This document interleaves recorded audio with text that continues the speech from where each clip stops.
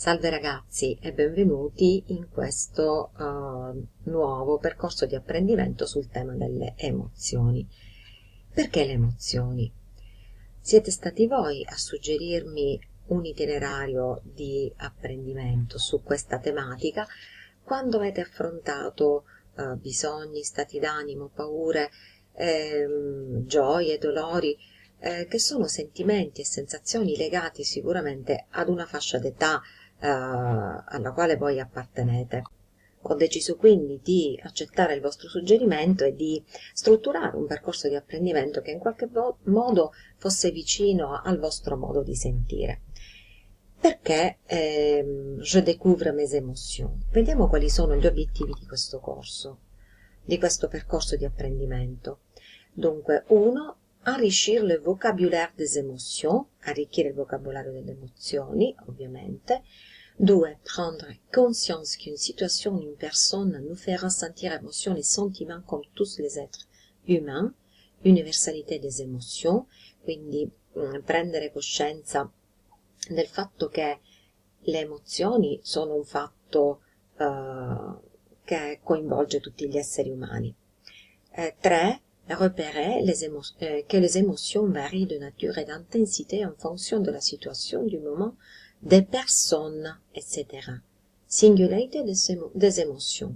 Quindi se è vero, come abbiamo detto qui, che tutti gli esseri umani provano delle emozioni, è anche vero che la qualità, l'intensità dell'emozione varia in funzione della situazione, del momento, delle persone. Quindi le emozioni sono singolari e sono, se vogliamo, anche in qualche modo personali.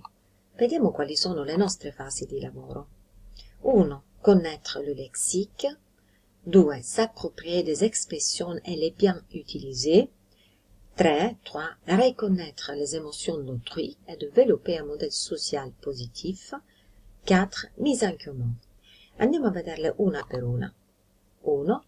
Connaître le lexique à travers des activités lexicales pertinentes avec des situations réelles de la vie quotidienne. Significa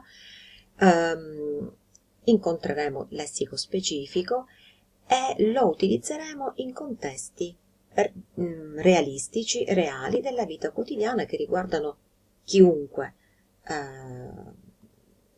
chiunque di voi o chiunque di noi.